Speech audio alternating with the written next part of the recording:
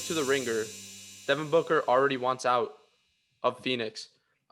He only has 2 years. He's only 2 years into extension. Apologies, and he is one of the premier shooting guards in the NBA. I mean, come on, this guy goes into the bubble, wins 7 straight games. He's Eight. he, 8 straight games. Wow, he surpassed my expectations. No, but I've always been on the Devin Booker train back when he was drafted. This guy's something special. I know Sam can attest to me being a big Booker guy, even though everybody told me not to stay on the Booker train. But what teams could potentially be on the Booker train? What teams could potentially swoop in, steal a superstar, and make a young team into a contender? Because Devin Booker is on the cusp of stardom. I'm looking at two teams out west to really make a move, and that's the two teams that hold the number 1 and number 2 pick respectively, and that's Minnesota and Golden State. I think it's probably one of the worst kept secrets in the NBA that D'Lo, Cat, and Booker want to play together at one point. Mm-hmm. I know they said it several times already, so that could be a possibility if Minnesota would like to move on from the number 1 pick, which could happen. And Phoenix getting a guy potentially in Anthony Edwards to replace Devin Booker isn't that bad of a swap. And then in Golden State as well, I mean, they weren't playing necessarily bad when it was D'Lo and Curry running a really strong 2-guard lineup with Clay could potentially coming back at the 3. Mm-hmm. That could be a possibility as well.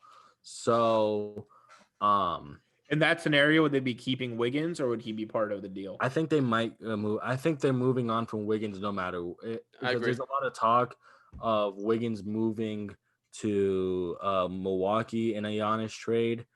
So I think the Warriors view Wiggins more so as an asset that they can deal rather than a key piece for the future. You hit it on the nose. Anybody else got thoughts on Devin Booker's potential departure from Phoenix?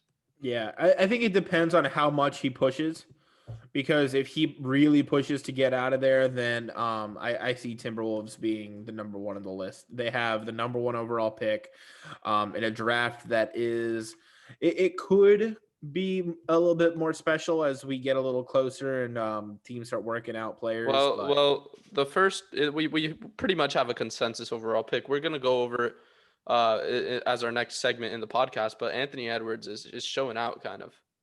Yeah, but even then, he doesn't have the kind of superstar potential behind him. At least there's not as consensus behind that as there was of Zion, or there was of even like someone like Ben Simmons coming. We're gonna go back to this film, and we're gonna look at this when Anthony Edwards pops off in the NBA, and I'm gonna be like, Sam, you weren't on it.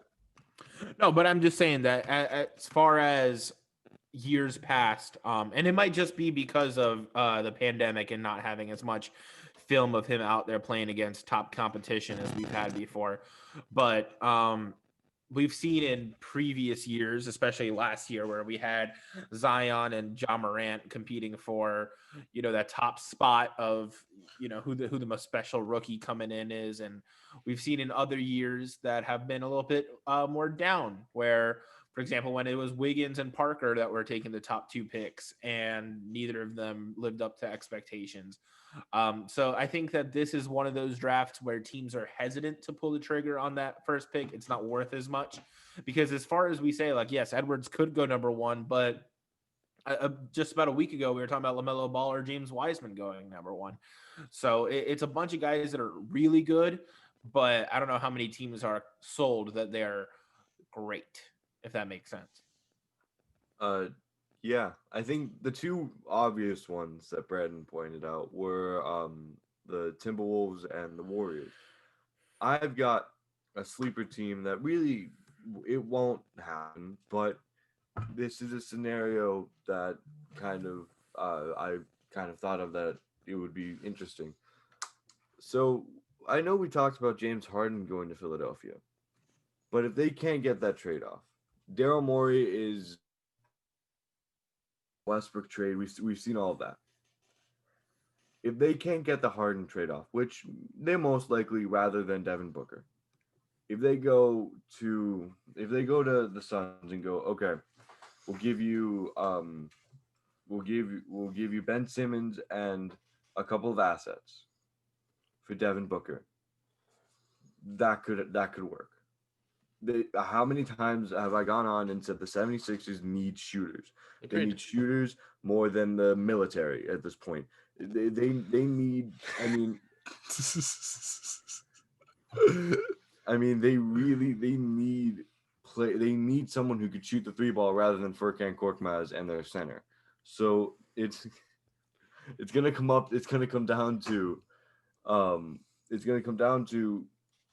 if those first two teams swing and miss, and if they swing and miss on